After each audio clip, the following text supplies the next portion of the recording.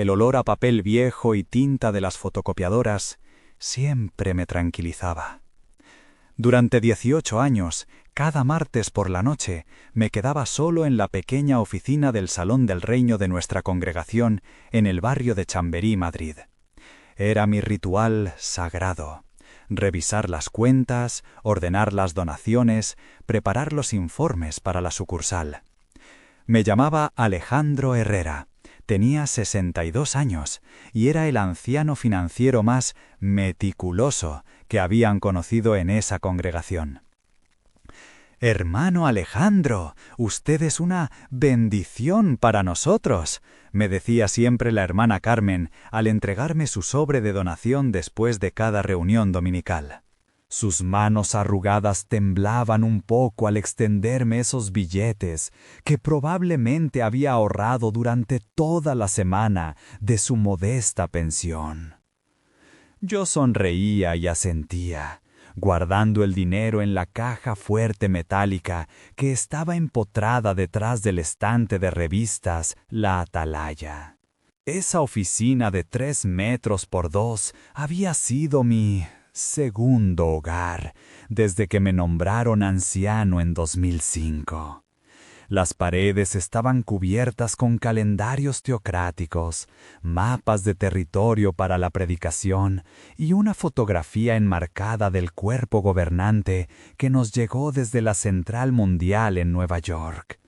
En el escritorio de madera clara siempre tenía los mismos objetos ordenados con precisión militar: una calculadora Casio plateada, 3 bolígrafos azules, un sello con mi nombre y el logo oficial de los Testigos de Jehová. Mi rutina era clockwork, como dicen los ingleses. Llegaba a las 8:30 de la noche después de que terminara la reunión de Vida y Ministerio Cristiano. Encendía la lámpara de escritorio, una vieja lámpara de brazos articulados que compramos en el Rastro. Abría la caja fuerte con mi llave dorada y comenzaba el recuento. Billetes de 5, 10, 20 euros. Monedas que sonaban como música celestial al caer en mis palmas.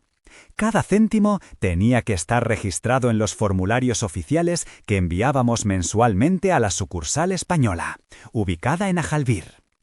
Jesús dijo que es más feliz dar que recibir. Repetía yo cada vez que alguien se disculpaba por dar muy poco. Y lo creía. Durante todos esos años, genuinamente creía que cada euro donado era una ofrenda directa a Jehová Dios, que cada transferencia bancaria que yo procesaba acercaba un poco más la llegada del paraíso en la tierra. Mi esposa Pilar solía bromear conmigo los miércoles por la mañana, cuando yo llegaba a casa a cerca de las 11 de la noche, oliendo a papel y con los dedos manchados de tinta.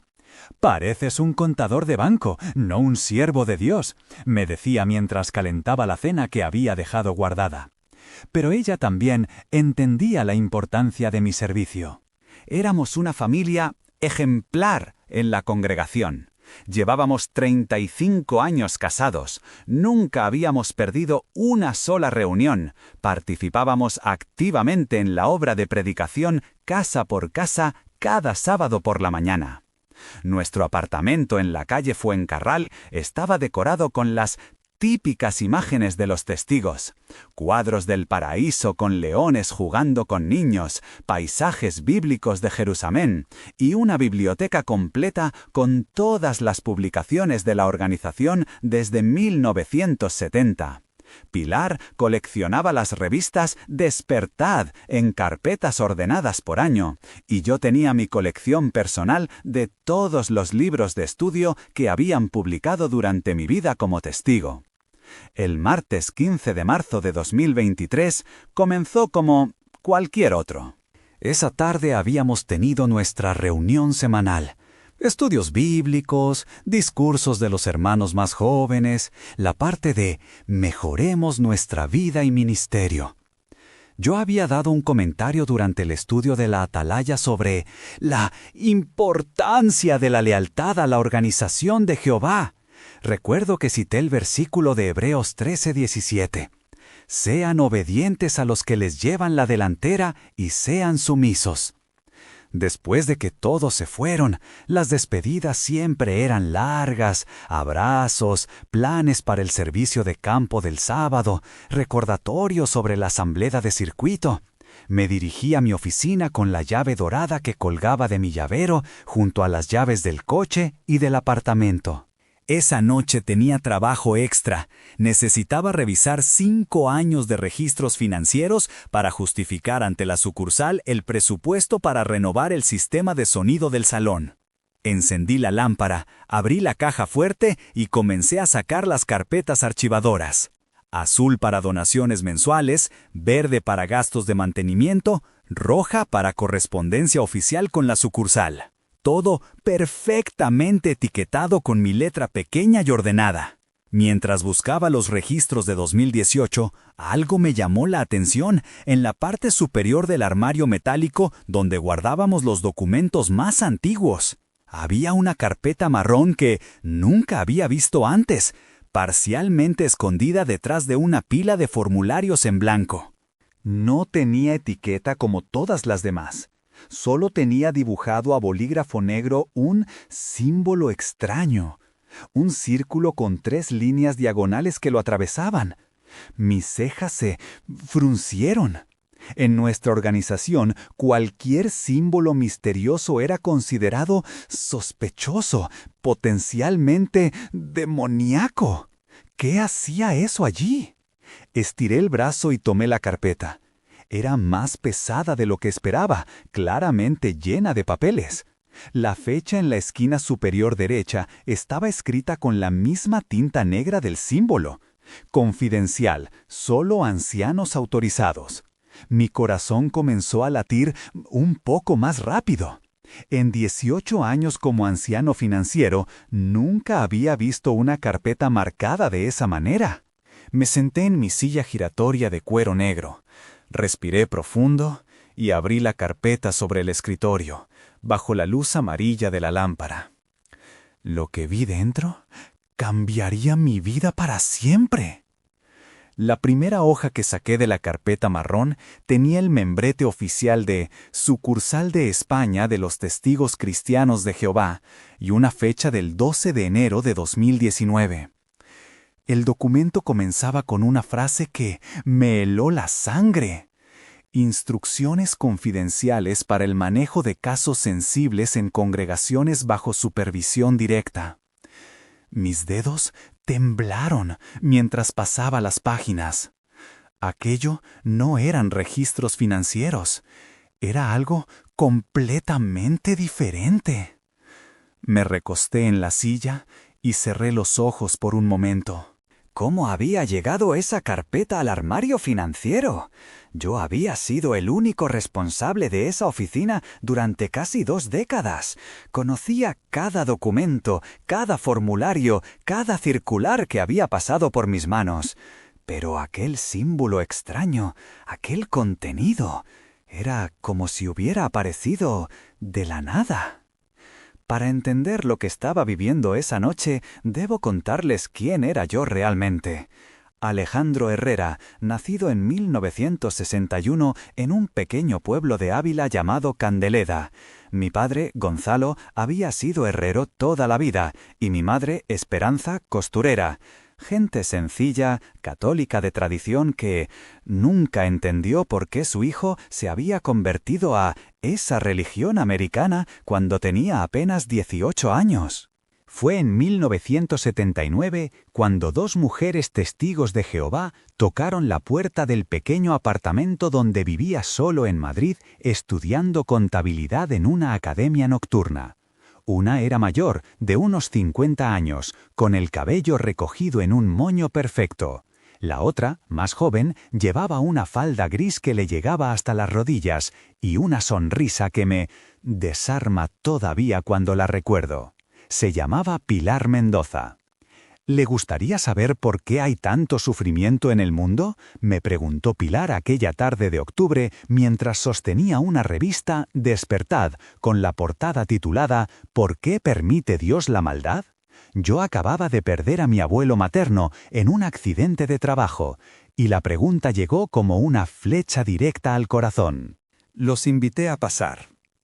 Durante los 6 meses siguientes, Pilar vino cada martes a las 7 de la tarde para estudiar la Biblia conmigo usando el libro azul La verdad os hará libres. Me enamoré de sus explicaciones tanto como de sus ojos verdes. Ella tenía 23 años, había sido testigo de Jehová desde la infancia y hablaba del paraíso en la tierra como quien describe un lugar que había visitado personalmente.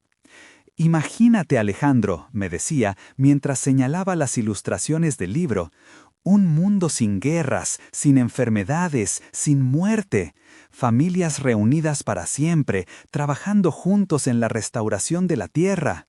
Sus palabras eran miel para un joven que había crecido viendo a España salir lentamente de la dictadura.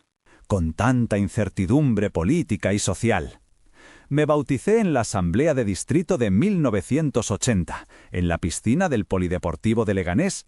Pilar estaba entre el público aplaudiendo cuando salí del agua. Nos casamos un año después, en una ceremonia sencilla en el Salón del Reino de la Congregación de Malasaña. Nuestra luna de miel fueron 3 días en San Sebastián, visitando congregaciones vascas y participando en reuniones en euskera que no entendíamos, pero que nos emocionaban igual. Los primeros años fueron intensos. Pilar y yo éramos pioneros regulares, 90 horas mensuales de predicación casa por casa, estudios bíblicos con interesados, reuniones 3 veces por semana. Vivíamos con lo justo. Yo trabajaba medio tiempo en una gestoría del barrio de Chamartín, pero éramos felices. Realmente creíamos que estábamos salvando vidas eternamente, llevando el mensaje de esperanza del reino de Jehová a las personas. En 1985 nos nombraron siervos ministeriales, el primer escalón en la jerarquía congregacional. Yo me encargaba del mantenimiento del salón y Pilar coordinaba la escuela teocrática para hermanas. 2 años después, cuando el anciano coordinador, el hermano Esteban Ruiz, murió de un infarto, me nominaron para ocupar su lugar en el cuerpo de ancianos.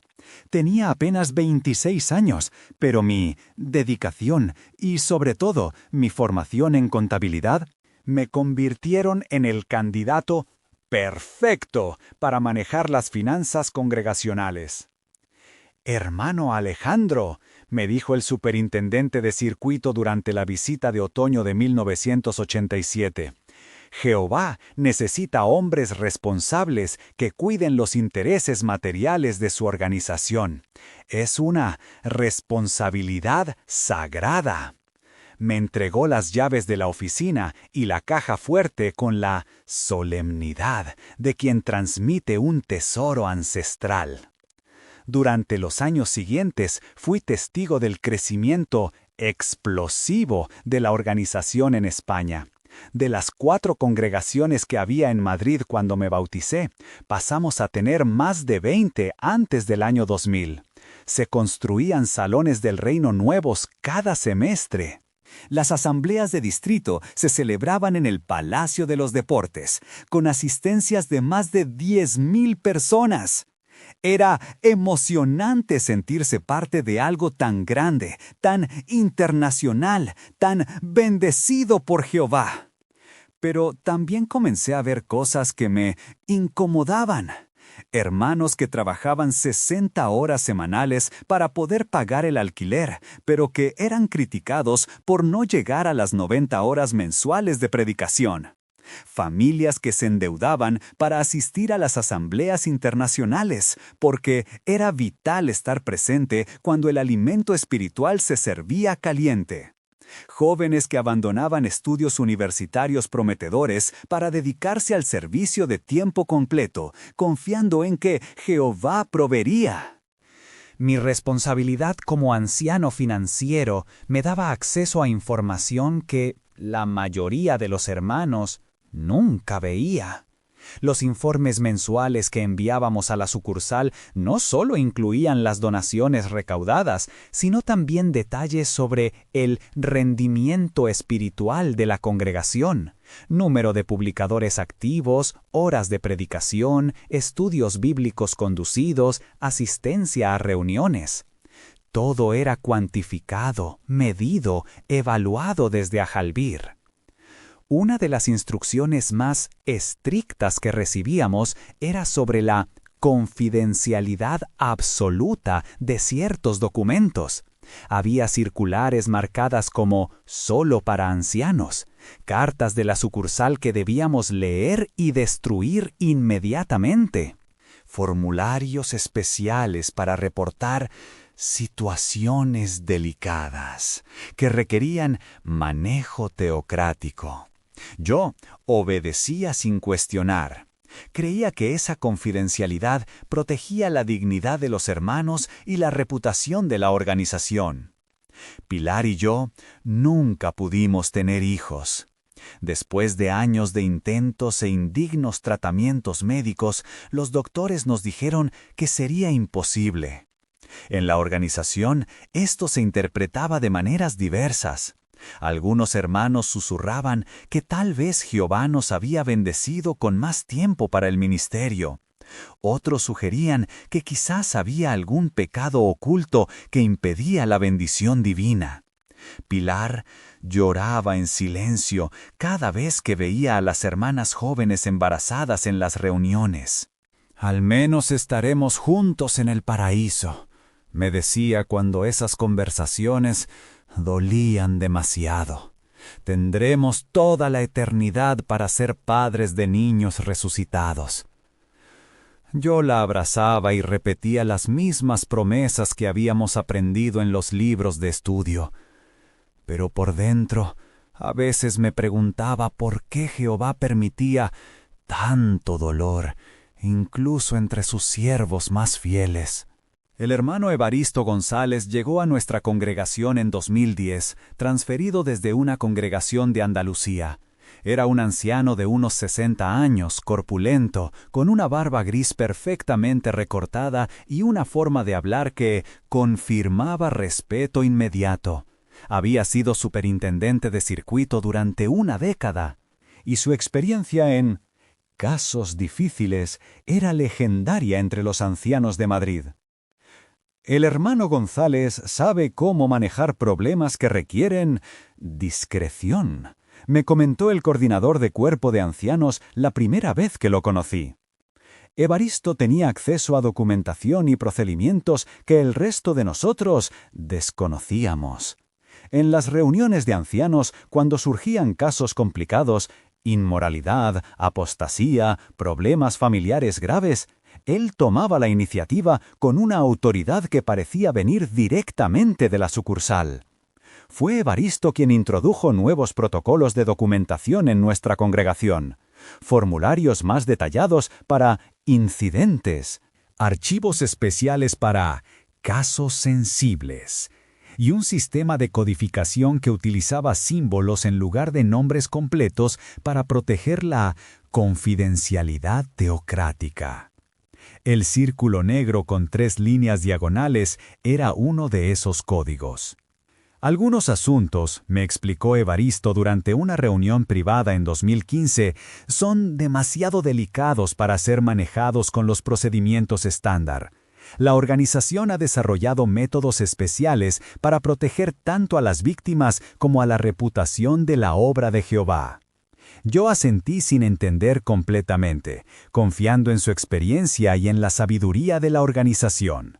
Ahora, 8 años después, con aquella carpeta misteriosa abierta sobre mi escritorio, comenzaba a entender qué significaba realmente esa fearful protección especial.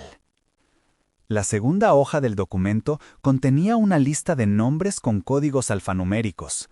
Reconocí algunos inmediatamente, hermanos de nuestra congregación, pero también de congregaciones vecinas. Junto a cada nombre había anotaciones en una escritura que no reconocía. Transferido según protocolo 7A. Caso archivado por directriz superior. Silencio teocrático aplicado. Mi respiración se aceleró. ¿Qué era aquello? ¿Qué significaban esos códigos? ¿Por qué estaba esa información en mi oficina financiera? Pasé a la tercera página. y ahí encontré algo que me hizo soltar un gemido involuntario. Un informe detallado fechado en septiembre de 2018, con el encabezado Protocolo Especial para Manejo de Acusaciones Sensibles, Congregación Centro, Madrid. El primer nombre de la lista me era familiar, Clara Jiménez. Clara había sido una hermana confiante en nuestra congregación durante toda su adolescencia y juventud. Hija de 2 pioneros especiales, siempre participativa en reuniones, activa en la predicación.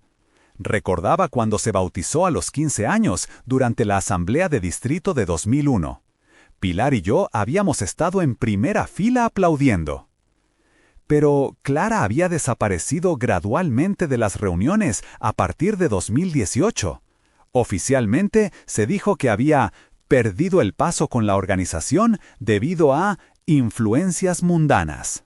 Algunos hermanos susurraron que había comenzado a cuestionar ciertas enseñanzas. Otros mencionaron problemas familiares. En cualquier caso, dejó de venir, y eventualmente su nombre desapareció de las listas de publicadores activos. El informe que tenía frente a mí contaba una historia completamente diferente. El informe sobre Clara Jiménez comenzaba con una fecha que me cortó la respiración, 23 de agosto de 2018. Esa era exactamente una semana después de la asamblea de circuito donde yo había dado un discurso sobre mantener la pureza congregacional. Recordaba perfectamente ese día porque Clara había estado sentada en la tercera fila, aplaudiendo mi presentación con una sonrisa que ahora, con la perspectiva del documento frente a mí, entendía que era sada. Informe confidencial de Comité Judicial, Congregación Centro Madrid, decía el encabezado oficial. Asunto: acusaciones de conducta inapropiada contra anciano establecido. Mi corazón se aceleró. ¿Conducta inapropiada? ¿Contra qué anciano? Seguí leyendo con las manos cada vez más temblorosas. La hermana Clara Jiménez, de 33 años, publicadora bautizada desde 2001, presentó acusación formal contra el anciano Evaristo González por tocamientos inapropiados ocurridos durante sesiones de consejería privada en periodo comprendido entre marzo y julio de 2018. Tuve que releer esa frase 3 veces antes de que mi mente la procesara completamente. ¿Evaristo? ¿El mismo Evaristo González que había introducido los nuevos protocolos de confidencialidad? ¿El anciano experimentado que todos respetábamos por su sabiduría teocrática? Me quedé mirando el papel durante varios minutos, como si las palabras fueran a cambiar mágicamente. El informe continuaba con detalles que me hicieron sentir náuseas. Clara había solicitado ayuda espiritual porque estaba pasando por un divorcio complicado. Su esposo, también testigo de Jehová, la había abandonado por otra mujer de la congregación vecina. Clara se sentía espiritualmente débil, confundida, culpable por el fracaso de su matrimonio. Había pedido consejería bíblica para fortalecer su relación con Jehová. Evaristo había programado sesiones privadas de consejería en la oficina del Salón del Reino. Según el testimonio de Clara, durante la tercera sesión, él comenzó a hacer comentarios sobre su necesidad de afecto físico y le sugirió que su problema espiritual estaba relacionado con tensiones no resueltas en el cuerpo. En la quinta sesión, la había abrazado de manera inapropiada. En la séptima, la había tocado en partes íntimas mientras oraba por ella. Dijo que era parte de la sanación espiritual, había declarado Clara según las notas. Me aseguró que Jehová entendía que las mujeres divorciadas necesitaban consuelo físico especial para recuperar su equilibrio emocional. Me citó versículos sobre la importancia de la sumisión y me pidió que confiara en su experiencia como anciano experimentado. Mis ojos se llenaron de lágrimas. Clara había confiado en la organización, había buscado ayuda espiritual en su momento más vulnerable y había sido traicionada por alguien que se suponía que representaba a Jehová. Pero lo que leí a continuación me destrozó completamente. El informe detallaba el proceso de comité judicial que siguió a la acusación de Clara. 3 ancianos habían sido asignados para investigar el caso: el coordinador del cuerpo de ancianos, un anciano de una congregación vecina y un especialista en casos delicados enviado directamente desde la sucursal de Ajalbir. Evaristo no participó en el comité, pero sí presentó una defensa escrita de 8 páginas que adjuntaba al expediente. En su defensa, Evaristo negaba todas las acusaciones. Describía a Clara como una mujer emocionalmente inestable debido a su divorcio, que había malinterpretado gestos de consuelo cristiano debido a su necesidad desesperada de atención masculina. Citaba versículos bíblicos sobre falsos testimonios y advertía sobre los peligros de creer acusaciones sin evidencia corroborativa de 2 testigos. La hermana Jiménez no presenta testigos presenciales de las supuestas conductas inapropiadas, escribía Evaristo. Sus acusaciones se basan únicamente en interpretaciones subjetivas de interacciones pastorales normales. Sugiero que la hermana necesita ayuda psicológica profesional para procesar su trauma de divorcio antes de que sus fantasías dañen la reputación de siervos fieles. El comité había interrogado a Clara durante 4 sesiones, cada una de más de 2 horas. Las preguntas registradas en el acta me hicieron sentir vergüenza por pertenecer a la misma organización. Le habían preguntado qué ropa llevaba durante las sesiones de consejería, si había enviado señales confusas con su comportamiento, si había fantaseado previamente con relaciones con ancianos, si su condición emocional debido al divorcio podía haber distorsionado sus percepciones. ¿Estás segura de que no malinterpretó un abrazo cristiano de consuelo como algo inapropiado?, le habían preguntado. ¿Es posible que su necesidad de afecto, debido al abandono de su esposo, haya influido en su interpretación de los eventos? Clara había mantenido su testimonio en todas las sesiones. Había proporcionado fechas específicas, descripciones detalladas de las conversaciones e incluso había entregado notas escritas que había tomado después de cada incidente porque algo no se sentía correcto. Pero sin testigos presenciales, el comité había determinado que no se podía establecer culpabilidad según estándares bíblicos. La decisión final del comité estaba resumida en «angry», temblar de rabia. Después de oración y consideración cuidadosa de toda la evidencia presentada, el comité determina que no hay base suficiente para proceder con acción disciplinaria contra el anciano Evaristo González. Aunque no podemos determinar con certeza absoluta qué ocurrió durante las sesiones de consejería, aplicamos el principio bíblico de requerir 2 o 3 testigos para establecer un asunto. Primera de Timoteo 5:19. Sin embargo, reconocemos que la hermana Clara Jiménez puede haber experimentado SAD, confusión genuina debido a su estado emocional vulnerable. Recomendamos que reciba consejería espiritual adicional para ayudarla a procesar sus sentimientos y a desarrollar una perspectiva más equilibrada de los eventos. También sugerimos que evite situaciones que puedan generar malentendidos similares en el futuro. En otras palabras, Clara era la culpable. Evaristo continuaría sirviendo como anciano, y Clara debía quedarse callada para proteger la paz congregacional. Pero el informe no terminaba ahí. La página siguiente contenía un adendum fechado 3 meses después, en noviembre de 2018.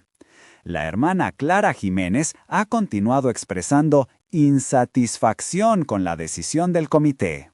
Ha hecho comentarios a otros miembros de la congregación sugiriendo que la organización no protege a las mujeres y que los ancianos se protegen entre sí.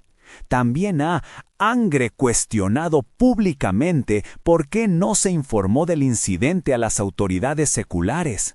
Dado que estas actitudes demuestran falta de respeto hacia el arreglo teocrático y pueden promover división congregacional, se recomienda iniciar proceso de acción disciplinaria por conducta divisoria y falta de sumisión a la organización de Jehová. Mis manos temblaron tanto que tuve que dejar el papel sobre el escritorio. Clara no solo había sido silenciada y culpada, sino que iba a ser castigada por atreverse a cuestionar la decisión. Era una injusticia tan grotesca que mi mente se resistía a aceptarla. Volteé la página esperando encontrar el resultado del segundo comité judicial, pero en lugar de eso encontré una nota manuscrita en tinta roja. Protocolo 7A aplicado exitosamente. Hermana trasladada a Congregación de Móstoles bajo supervisión especial. Caso archivado como confidencial. No reportada a autoridades seculares según directrices superiores. ¿Protocolo 7A? ¿Qué diablos era eso? Busqué frenéticamente en la carpeta hasta que encontré una hoja suelta con códigos explicativos. El protocolo 7A se describía como transferencia discreta de individuos problemáticos a congregaciones especialmente preparadas para manejo de casos sensibles. Se aplica cuando la permanencia del individuo en la congregación original podría causar perturbación teocrática o riesgo reputacional. Clara había sido exiliada, enviada a una congregación donde no conocía a nadie, donde su historia había sido silenciada, donde tendría que empezar de cero bajo la supervisión de ancianos especialmente entrenados para casos difíciles. Todo para proteger a Evaristo y mantener la sarcástica paz en nuestra congregación. Seguí revisando la carpeta y encontré más casos, muchos más. El hermano Miguel Sánchez, transferido después de acusar a otro anciano de malversación de fondos congregacionales.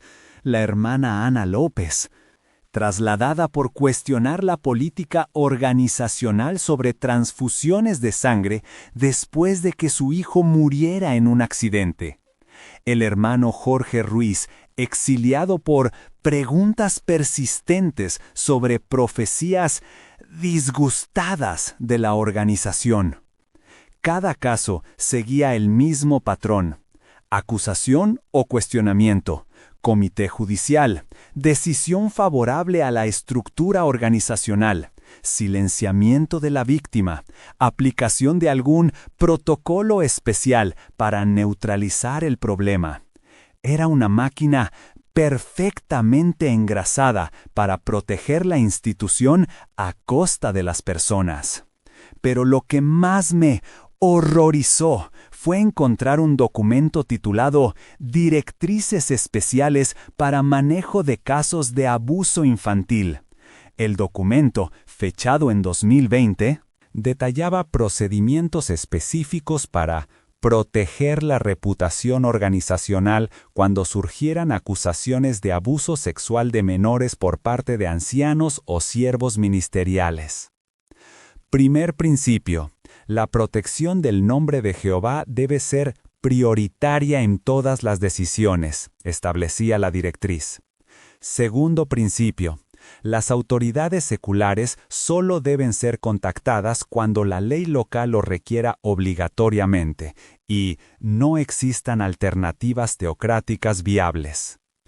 El documento explicaba cómo interrogar a niños víctimas para verificar la credibilidad de sus testimonios, cómo evaluar la motivación de padres que presentaran acusaciones, y cómo aplicar la regla de 2 testigos, incluso en casos de abuso infantil. También proporcionaba una lista de congregaciones especializadas en diferentes provincias españolas, preparadas para recibir casos complicados transferidos desde otras congregaciones. En casos donde el acusado es un anciano de larga data con historial ejemplar, continuaba el documento, se debe considerar la posibilidad de que las acusaciones surjan de malentendidos, influencia externa o intentos deliberados de dañar la organización. Se recomienda investigar exhaustivamente el trasfondo espiritual y la estabilidad emocional de los acusadores antes de proceder. Había también una sección sobre manejo de medios de comunicación, en caso de que los casos se volvieran públicos. Frases sugeridas para declaraciones oficiales, contactos de abogados especializados en defensa organizacional y protocolos para proteger documentación sensible mediante procedimientos de archivo confidencial especializados. Todo estaba ahí. La infraestructura completa de una organización que se había convertido en experta en proteger su imagen a costa de sus víctimas más vulnerables. Y yo, sin saberlo, había sido parte de esa máquina durante casi 20 años. Mi teléfono vibró. Era un mensaje de Pilar. ¿Ya terminaste? Es casi medianoche, amor. ¿Todo bien? Le respondí rápidamente. Casi termino. Hay problemas con unos documentos. Llego en 1 hora. No era mentira, pero tampoco era toda la verdad. ¿Cómo podía explicarle lo que estaba descubriendo? ¿Cómo podía contarle que nuestra vida entera había sido construida sobre una mentira? Volví a la carpeta y encontré la sección más perturbadora. Un registro de casos resueltos exitosamente de los últimos 5 años. Era una celebración estadística de cuántos problemas habían sido silenciados, cuántas víctimas habían sido neutralizadas, cuántos escándalos potenciales habían sido evitados. Los números estaban organizados por provincias y Madrid lideraba la lista con 47 resoluciones exitosas desde 2018. Cada resolución exitosa representaba una vida destrozada, una injusticia silenciada, una víctima culpabilizada. Pero para quien había escrito ese documento, eran simplemente números en una hoja de cálculo que demostraba la efectividad del sistema de protección organizacional. Al final de la carpeta, encontré lo que parecía ser un borrador de carta dirigida a la sucursal central en Nueva York. La carta, firmada por Departamento de Asuntos Legales, Sucursal España, informaba sobre desarrollos positivos en la implementación de protocolos de protección reputacional y solicitaba reconocimiento por excelencia en manejo de crisis congregacionales. Los métodos desarrollados por nuestro equipo especializado han resultado en una reducción del 89% en casos que llegan a autoridades, se disjactaba la carta. Nuestra capacidad para mantener la confidencialidad organizacional mientras proporcionamos atención pastoral apropiada a individuos problemáticos ha establecido un modelo que podría ser implementado en otras sucursales. Estaban orgullosos de haber silenciado a víctimas, orgullosos de haber protegido a abusadores, orgullosos de haber convertido el sufrimiento humano en una estadística favorable. Cerré la carpeta y me recosté en la silla, temblando. Mi mundo se había derrumbado completamente en el espacio de 2 horas. La organización que había considerado la representación de Dios en la tierra era en realidad una agresiva corporación despiadada que sacrificaba a sus miembros más vulnerables para proteger su imagen pública. Pensé en Clara, pensé en todos los nombres de esa lista. Pensé en cuántas veces yo había repetido desde el púlpito frases sobre confiar en la organización de Jehová y mantener lealtad a los ancianos designados. Sin saberlo, había sido un engranaje en la máquina que había destruido vidas inocentes. Mi teléfono vibró de nuevo. Otro mensaje de Pilar. Alejandro. Me estoy preocupando. ¿Seguro que está todo bien? ¿Seguro que está todo bien? Esta vez no respondí. ¿Cómo podía estar todo bien? ¿Cómo podía volver a casa y fingir que nada había cambiado? ¿Cómo podía despertar mañana y continuar siendo anciano de una organización que conocía ahora como una máquina de silenciar víctimas? Tomé mi teléfono y busqué en Google. Clara Jiménez Madrid, Testigos de Jehová. No esperaba encontrar nada, pero después de unos minutos de búsqueda, encontré un blog personal con una entrada de 2019 titulada ¿Por qué dejé a los Testigos de Jehová? El autor del blog usaba solo un nombre de usuario, pero reconocí el estilo de escritura y algunos detalles específicos que confirmaron mi sospecha. Era Clara. En el blog, ella contaba su historia sin mencionar nombres específicos, pero describía exactamente los eventos que había leído en el informe oficial. Hablaba del abuso, del comité judicial, de la culpabilización, del silenciamiento. También describía cómo había sido trasladada a una congregación donde ancianos especiales la habían sometido a sarcástica consejería intensiva para ayudarla a, sarcástico, desarrollar una actitud más humilde hacia la organización. Durante 6 meses, escribía Clara, me hicieron sentir que estaba loca, que había imaginado todo, que mi inestabilidad emocional me había llevado a acusar falsamente a un siervo de Dios. Me hicieron estudiar literatura sobre sumisión, perdón y los peligros de la independencia mental. Querían quebrarme completamente. Pero Clara no se había quebrado. En lugar de eso, había comenzado a investigar por su cuenta. Había encontrado otros casos similares. Había contactado con ex testigos de Jehová que habían pasado por experiencias parecidas. Había descubierto que su caso no era aislado, sino parte de un patrón sistemático. La gota que derramó el vaso, continuaba el blog, fue cuando me dijeron que debía escribir una carta de disculpa al anciano que me había abusado, pidiendo perdón por, sarcástico, haber causado problemas innecesarios con mis acusaciones infundadas. Ese día decidí que prefería perder a mi familia entera antes que continuar siendo parte de esa mentira. Clara había dejado la organización oficialmente en marzo de 2019. Su familia la había desasociado por apostasía. Había perdido contacto con todos sus amigos testigos, pero había recuperado su confidencia y su voz. El último párrafo de su blog post me golpeó como un martillo.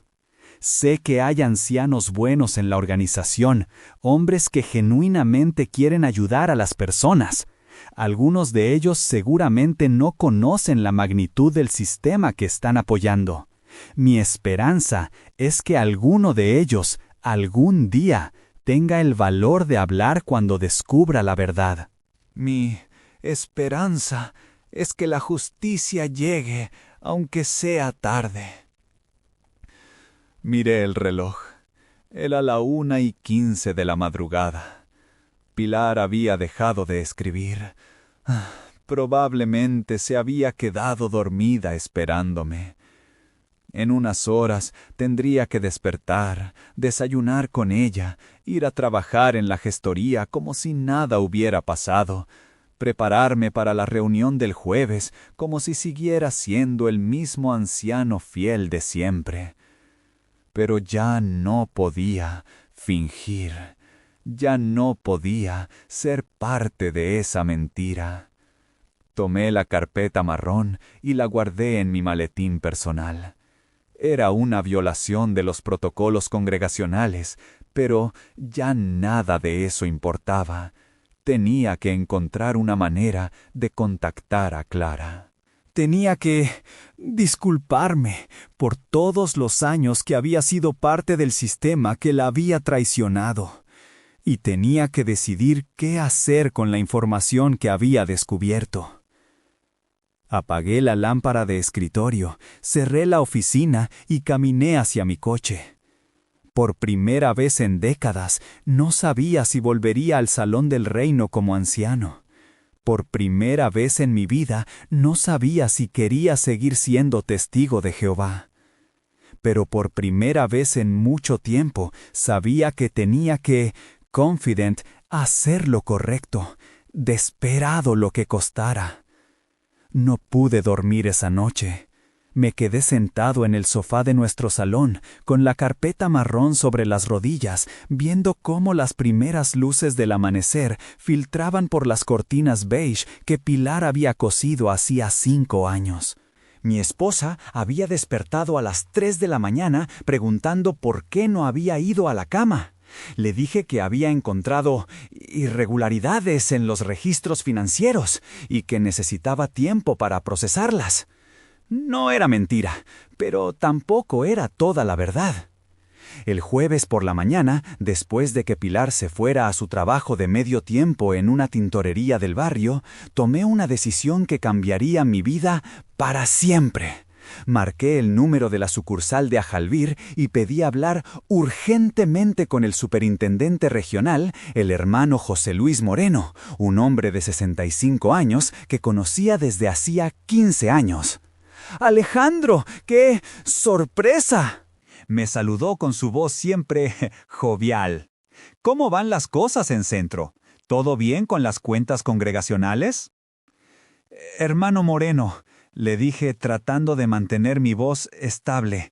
Necesito reunirme con usted urgentemente.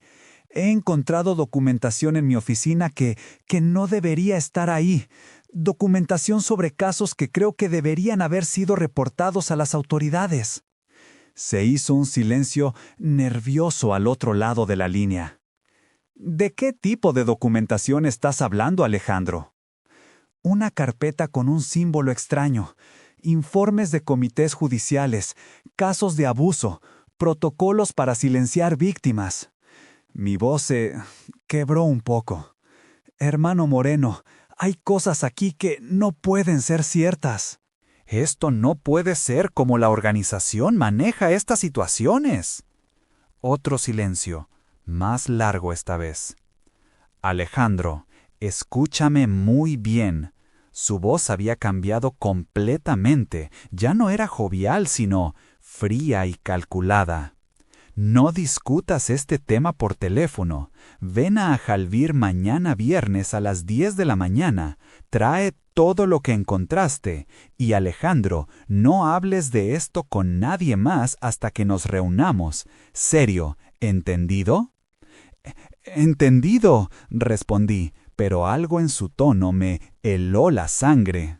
Esa tarde asistí a la reunión de Vida y Ministerio Cristiano como siempre había hecho durante 2 décadas, pero esta vez cada canción del reino me sonaba como una disgustada mentira. Cada oración me parecía una hipocresía. Cuando Evaristo subió al púlpito para dar un discurso sobre mantener la confianza en los ancianos designados, sentí náuseas físicas. Lo observé desde mi asiento en la primera fila, donde siempre me sentaba con los demás ancianos. Su barba gris perfectamente recortada, su traje oscuro impecable, su manera confidente de citar versículos bíblicos sobre sumisión y obediencia. Los hermanos lo escuchaban con confianza absoluta, tomando notas, asintiendo con devoción. Nadie sabía lo que yo sabía. Hermanos, decía Evaristo con su voz confidente y segura, vivimos en tiempos difíciles donde la autoridad está bajo ataque constante. Incluso dentro de la congregación cristiana, Satanás trata de sembrar dudas sobre los hombres que Jehová ha puesto para pastorear el rebaño. Es crucial que mantengamos nuestra confianza en el arreglo teocrático. Mis manos temblaban sobre la Biblia que tenía en el regazo. Quería levantarme, gritar, denunciarlo frente a todos. Quería leer en voz alta los testimonios de Clara, mostrar a la congregación los documentos que había descubierto. Pero no pude, no en ese momento. Necesitaba hacer las cosas correctamente. Después de la reunión, mientras los hermanos se despedían con sus abrazos usuales y sus conversaciones sobre el servicio de campo del sábado, Evaristo se me acercó con una sonrisa que ahora me parecía siniestra. «Alejandro, ¿cómo van las finanzas? ¿Todo en orden?»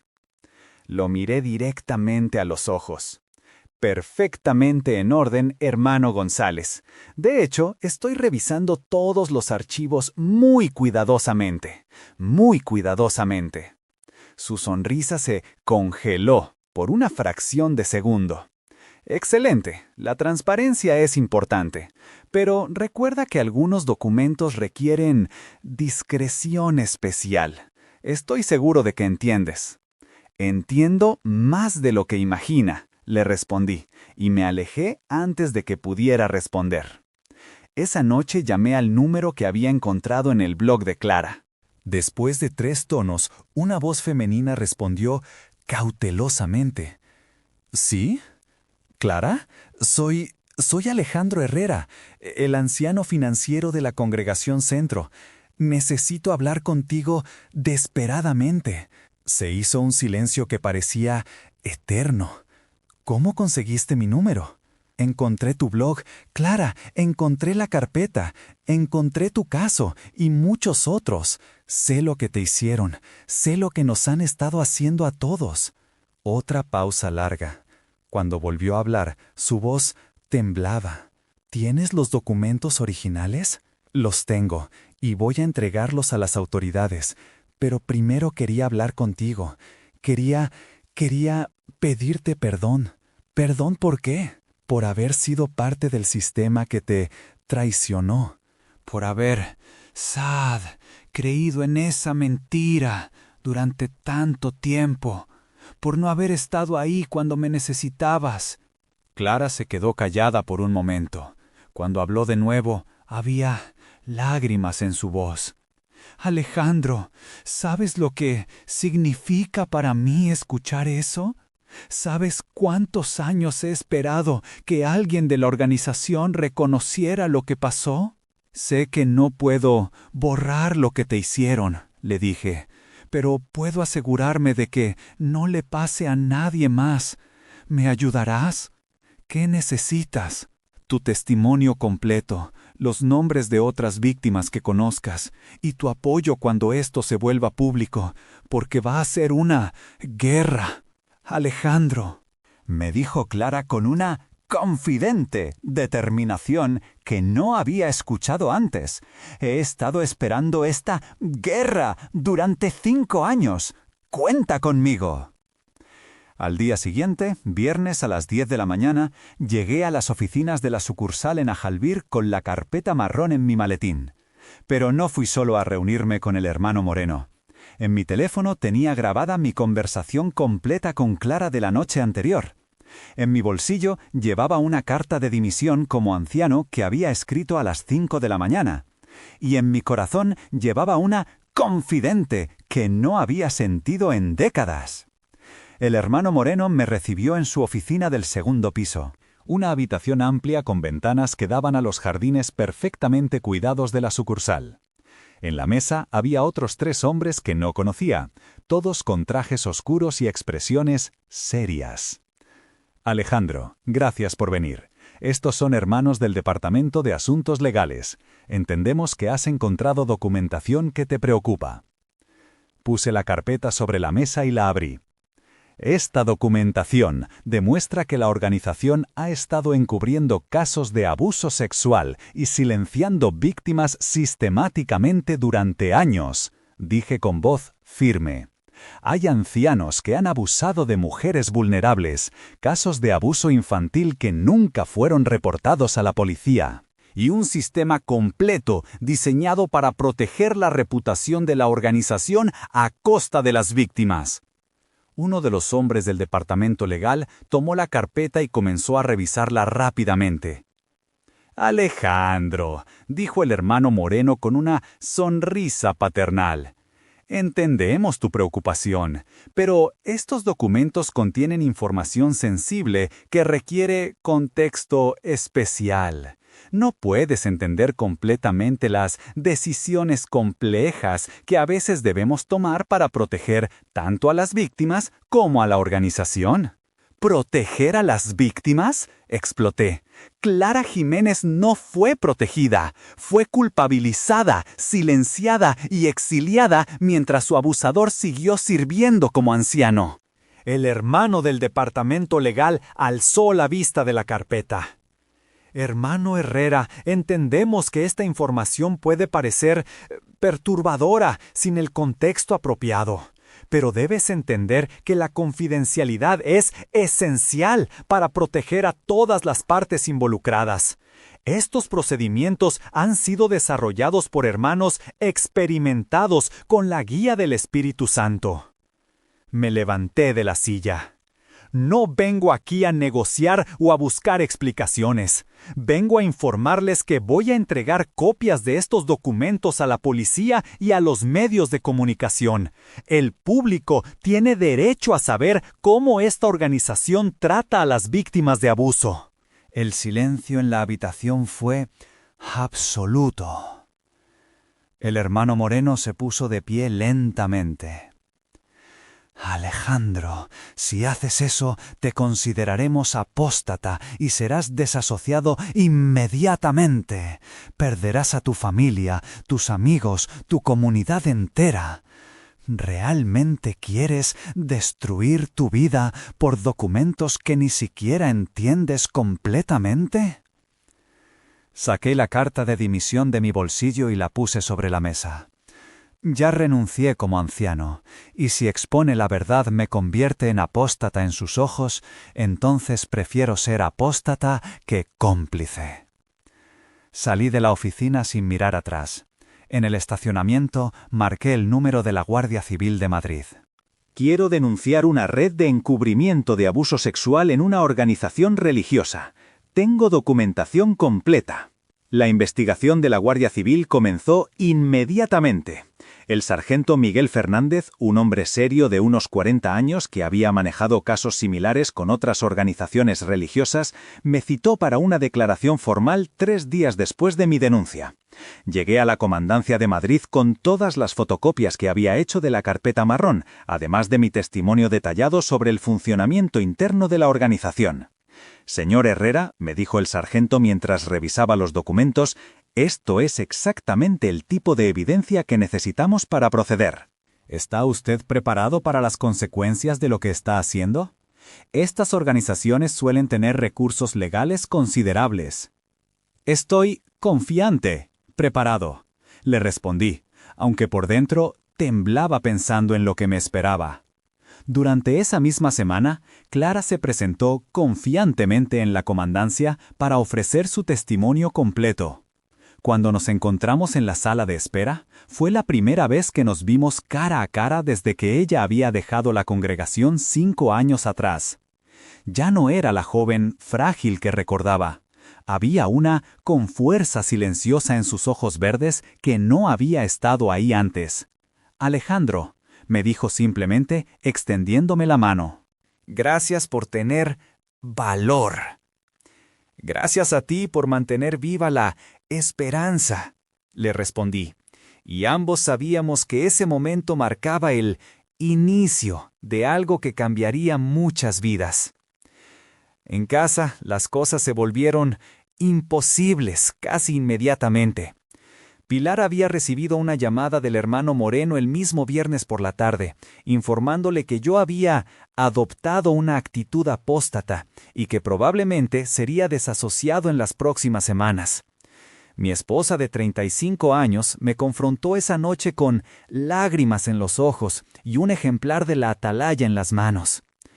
«Alejandro, ¿qué has hecho?», me preguntó, sentada en el borde de nuestra cama, con esa revista abierta en un artículo sobre mantenerse leal a la organización de Jehová. «El hermano Moreno dice que estás tratando de destruir la organización. Dice que has perdido la fe». Me senté junto a ella y le tomé las manos. Eran las mismas manos que había sostenido en nuestro día de bodas, las mismas que habían aplaudido mis discursos desde el púlpito durante décadas. Pero ahora temblaban con una incertidumbre que nunca había visto antes. «Pilar, amor mío», le dije tratando de mantener mi voz calmada. «No he perdido la fe en Dios. He perdido la fe en una organización que protege a abusadores y silencia a víctimas. Te enseño los documentos si me prometes que mantendrás la mente abierta». «No quiero ver esos documentos», me respondió apartando sus manos. «La organización dice que pueden ser falsos, que los apóstatas falsifican evidencia para dañar a los siervos fieles». «¿Crees que yo soy capaz de falsificar evidencia?». «Ya no sé qué creer», murmuró, y esa frase se convirtió en el epitafio de nuestro matrimonio. Durante las siguientes semanas, Pilar y yo, Sad, dormimos en habitaciones separadas. Ella continuaba asistiendo a las reuniones, pero ahora regresaba a casa con los Sad, ojos rojos y una tensión en los hombros que no había existido en 3 décadas de matrimonio. Los hermanos de la congregación la bombardeaban con preguntas sobre mí, con consejos amorosos sobre cómo manejar un sarcástico esposo apóstata, con advertencias sobre los peligros de permitir que la influencia negativa contaminara su espiritualidad. Una tarde, mientras yo organizaba mis libros teocráticos en cajas de cartón, encontré Pilar llorando en la cocina con una carta abierta sobre la mesa. Era de su hermana Rosa, testigo de Jehová de toda la vida, que vivía en Sevilla. Rosa dice que no puede seguir hablando conmigo si continúo viviendo contigo, me explicó sin levantar la vista. Dice que la asociación con apóstatas es contagiosa, que podría perder sus privilegios en la congregación si mantiene contacto con nuestra familia. «Pilar», le dije sentándome frente a ella, «tú no has hecho nada malo. No eres responsable de mis decisiones». «Pero el daño está hecho», me respondió. «Mi propia hermana me está cortando. Los hermanos del salón me miran con lástima. Siento que estoy viviendo en una pesadilla». Esa noche tomé la decisión más difícil de mi vida. Empaqué mi ropa en 2 maletas, escribí una romántica carta de amor de 5 páginas para Pilar, explicándole que no quería que ella perdiera su mundo por defender el mío, y me fui a un apartamento pequeño que alquilé en el barrio de Malasaña.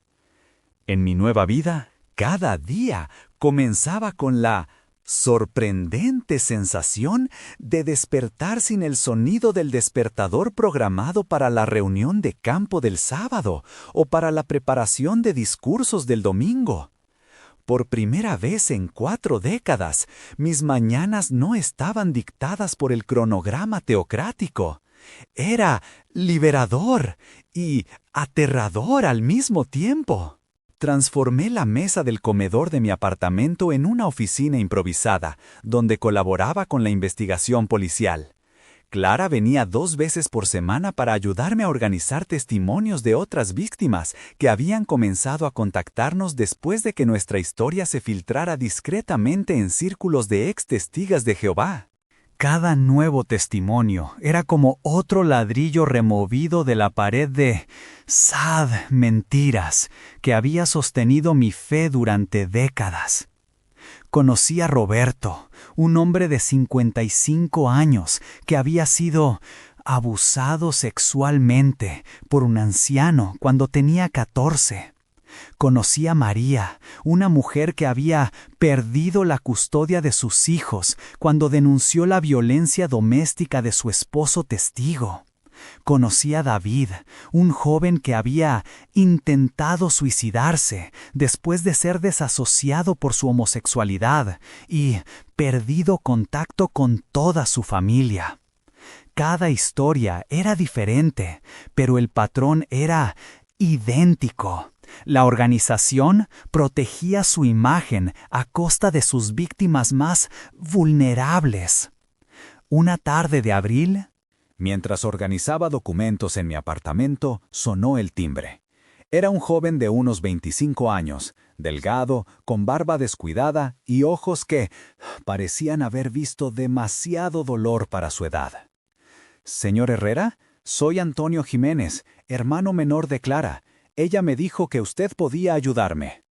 Lo invité a pasar y me contó su historia. Él también había dejado la organización, pero por razones diferentes. Había desarrollado serias dudas intelectuales sobre las doctrinas después de estudiar historia y arqueología en la universidad. Su desasociación había destruido su familia. Sus padres habían cortado todo contacto con él y con Clara, considerándolos influencias espirituales peligrosas.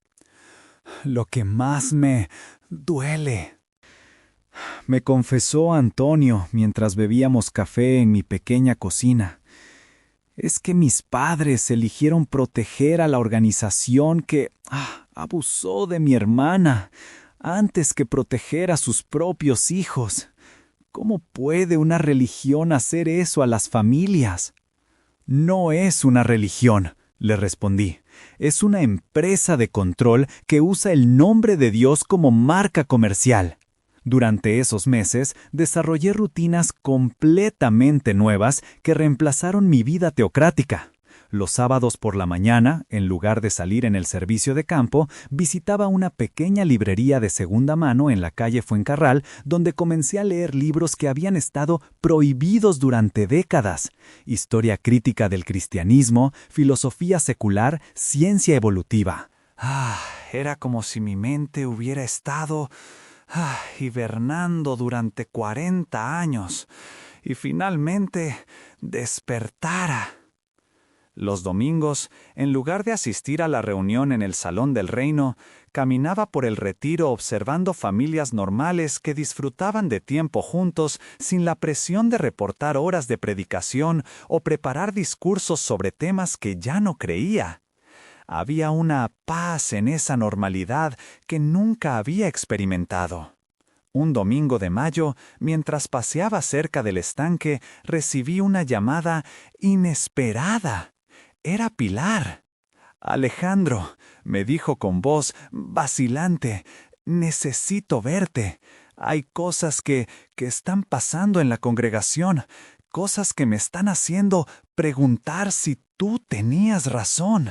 Nos encontramos en un café pequeño cerca del apartamento que habíamos compartido durante tantos años.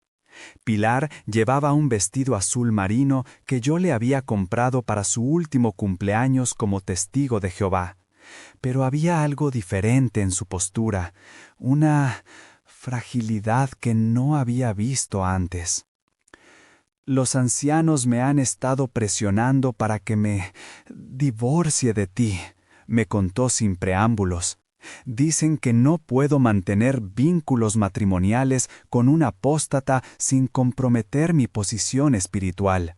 Me han dado un ultimátum: o corto todo contacto contigo o seré desasociada también». «¿Qué vas a hacer?», le pregunté, aunque temía la respuesta. «No lo sé», me respondió con lágrimas en los ojos.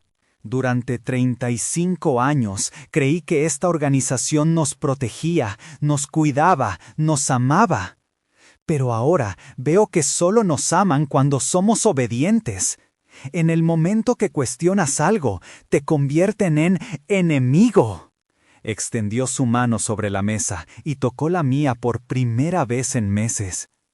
Alejandro, ¿crees que es posible empezar de nuevo? ¿Crees que podemos encontrar una manera de vivir sin toda esta maquinaria? Le apreté la mano y sentí algo que no había experimentado en meses: esperanza. Creo que podemos intentarlo, le dije, pero va a ser difícil. Vamos a perder a todo el mundo que conocemos. Ya los estoy perdiendo de todas maneras, me respondió.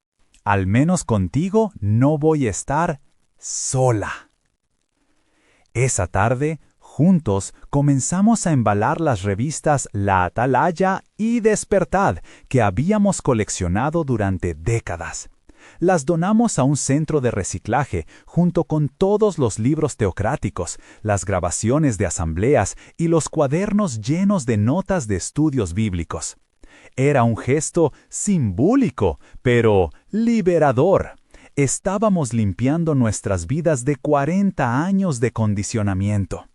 Por la noche, mientras organizábamos el apartamento para que Pilar pudiera regresar, ella encontró mi vieja agenda teocrática de 2022, la última que había usado como anciano.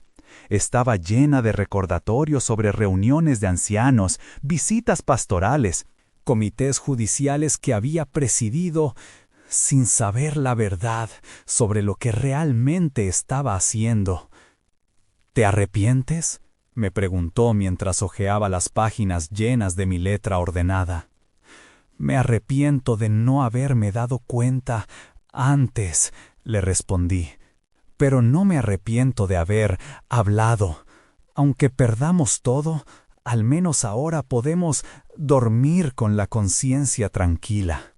Pilar cerró la agenda y la puso en la caja de donaciones. Entonces empezamos mañana, me dijo.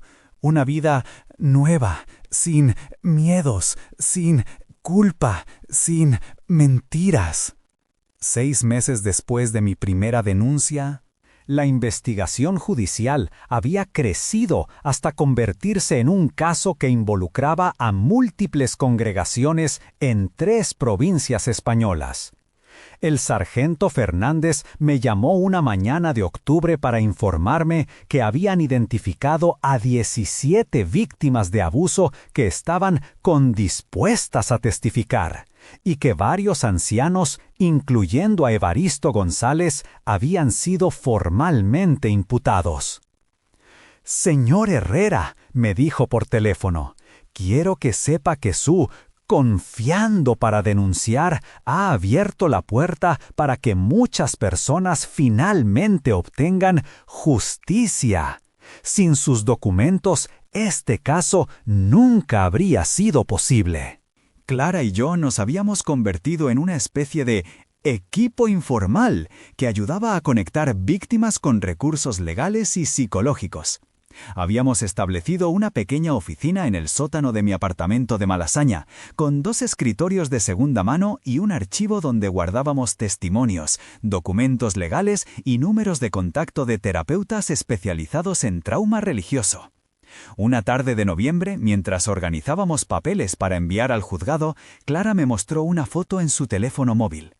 Era ella en una playa, sonriendo, con el cabello suelto al viento. Había algo en esa imagen que me emocionó profundamente. Por primera vez desde que la conocía, se veía genuinamente feliz. «La tomé el mes pasado en Valencia», me explicó. «Fue la primera vez que viajé sola en mi vida. Durante 33 años, la organización me dijo dónde podía ir, con quién podía hablar, qué podía sentir. Ahora estoy aprendiendo quién soy realmente cuando nadie me está controlando». Pilar había confirmadamente abandonado la organización 2 meses atrás, después de una última reunión con los ancianos donde le habían dado un ultimátum final: divorciarse de mí o ser desasociada. Ella había confirmadamente la desasociación. Su hermana Rosa había cortado todo contacto, tal como había amenazado. Pero Pilar había encontrado una fuerza interior que ninguno de nosotros sabía que poseía. Durante 40 años, creí que necesitaba permiso de otros para tomar decisiones sobre mi propia vida. Me había dicho la noche que firmó su carta de renuncia como publicadora. Ahora entiendo que la única persona de quien necesito permiso soy confident yo misma. Habíamos comenzado terapia de pareja con un psicólogo especializado en exmiembros de grupos de control. Dr. García nos ayudaba a navegar los desafíos de reconstruir nuestra relación sin las reglas rígidas que habían gobernado nuestro matrimonio durante décadas. Estábamos aprendiendo a comunicarnos sin citar versículos bíblicos, a resolver conflictos sin buscar orientación de ancianos, a tomar decisiones basadas en nuestros propios valores en lugar de en doctrinas organizacionales. En diciembre, recibí una carta inesperada. Era de Roberto, el hombre que había sido abusado por un anciano cuando era adolescente. Me contaba que había decidido retomar contacto con su hija, quien había cortado relación con él cuando fue desasociado 10 años atrás. La investigación policial había dado legitimidad a su historia, y su hija ahora entendía que su padre no había sido el mentiroso y rebelde que la organización le había dicho que era. «Por primera vez en una década», escribía Roberto, «mi hija me llamó papá otra vez. Lloré durante 1 hora después de nuestra primera conversación telefónica. Usted ayudó a hacer eso posible, hermano Alejandro. Nunca podré agradecerse lo suficiente».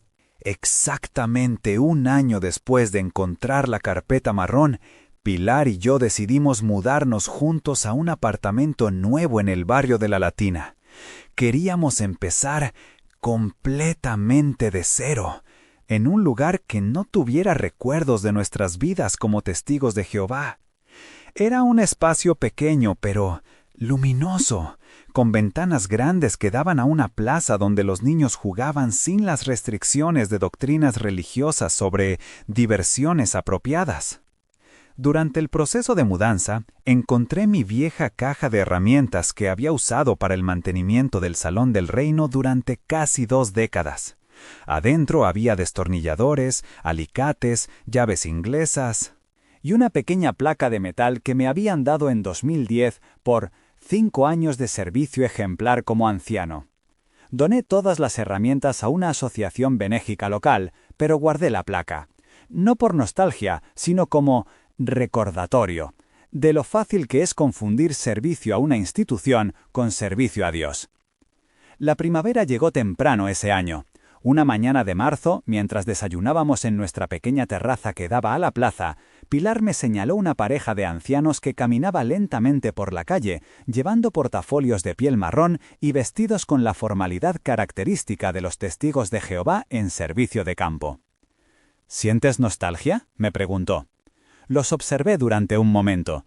Su paso medido, sus sonrisas ensayadas, la manera mecánica en que se acercaban a las puertas. Había sido como ellos durante 40 años, convencido de que estaba llevando salvación a las personas, cuando en realidad estaba reclutando para una organización que silenciaba víctimas y protegía a abusadores. «No siento nostalgia», le respondí a Pilar. «Siento compasión. Ellos creen que están sirviendo a Dios, igual que creíamos nosotros. Espero que algún día tengan el valor de abrir su propia carpeta marrón». En abril, el caso judicial llegó a los periódicos nacionales. El titular del El País decía: «Desmantelada red de encubrimiento de abusos sexuales en congregaciones de testigos de Jehová en España». Mi nombre aparecía en el artículo como «el anciano que destapó el escándalo». Era extraño ver mi vida resumida en 3 párrafos de periódico, pero sabía que esa exposición ayudaría a otras víctimas a encontrar, confidente, valor para hablar. Clara me llamó esa mañana emocionada. Alejandro, mi teléfono no para de sonar. Están llamando víctimas de toda España, incluso de otros países. Tu valor para denunciar está creando una reacción en cadena que va mucho más allá de lo que imaginábamos. Durante los meses siguientes, nuestro pequeño apartamento se convirtió en un centro informal de jopollo para extestigos de Jehová. Venían personas de toda España a contarnos sus historias, a buscar recursos, a encontrar una comunidad de gente que, hopeful, entendía por lo que habían pasado. Pilar desarrolló un talento natural para la escucha empática, y yo me especialicé en ayudar con los aspectos legales y de documentación.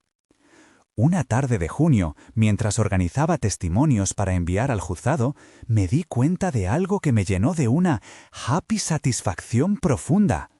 Por primera vez en mi vida adulta, estaba ayudando a personas sin expectativas de recompensa eterna, sin reportar horas de servicio, sin buscar reconocimiento organizacional. Estaba haciendo el bien, confident, simplemente porque era lo correcto. Esa noche, mientras caminaba por las calles de La Latina después de cenar con Pilar en un pequeño restaurante donde nadie nos conocía como ex-testigos de Jehová, sino simplemente como Alejandro y Pilar, me detuve frente a una iglesia católica antigua.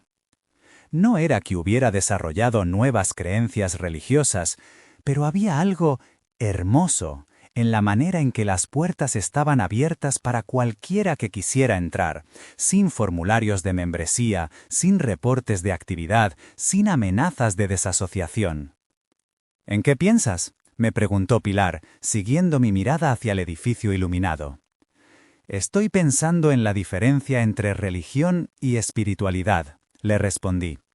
Durante 40 años confundí obediencia a una organización con fe en Dios. Ahora entiendo que son cosas completamente diferentes. Caminamos hasta casa en silencio, pero era un silencio cómodo, el tipo de paz que solo viene cuando ya no tienes que fingir ser alguien que no eres. El año pasado, en el primer aniversario de mi denuncia, Clara, Pilar y yo fuimos a cenar juntos a un restaurante en el centro de Madrid. Durante la cena, Clara nos contó que había decidido estudiar Derecho, especializándose en derechos de víctimas de abuso religioso. Su objetivo era convertirse en abogada para ayudar a otras personas que pasaran por lo que ella había experimentado. Alejandro, me dijo alzando su copa de vino, la primera copa de alcohol que cualquiera de nosotros había tomado en décadas. Hace 2 años pensé que mi vida había terminado cuando dejé la organización. Ahora sé que apenas estaba comenzando. Brindamos esa noche por la verdad, por el valor y por la libertad de escribir nuestras propias vidas sin permisos de otros. Hoy, mientras escribo estas líneas en mi pequeña oficina del apartamento de La Latina, puedo escuchar los sonidos de la vida normal filtrándose por la ventana. Niños jugando en la plaza, conversaciones de vecinos, el eco lejano de música de una radio. Son sonidos que, durante 40 años, asocié con el mundo de Satanás, pero que ahora reconozco simplemente como los sonidos de la humanidad viviendo con libertad. No sé qué me depara el futuro. No tengo promesas de vida eterna, paraíso en la tierra o resurrecciones milagrosas. Pero tengo algo que no tuve durante 4 décadas, la tranquilidad de saber que vivo de acuerdo con mi conciencia, que no silencio víctimas para proteger instituciones, y que cada día que despierto puedo elegir quién quiero ser sin temer el castigo de líderes religiosos.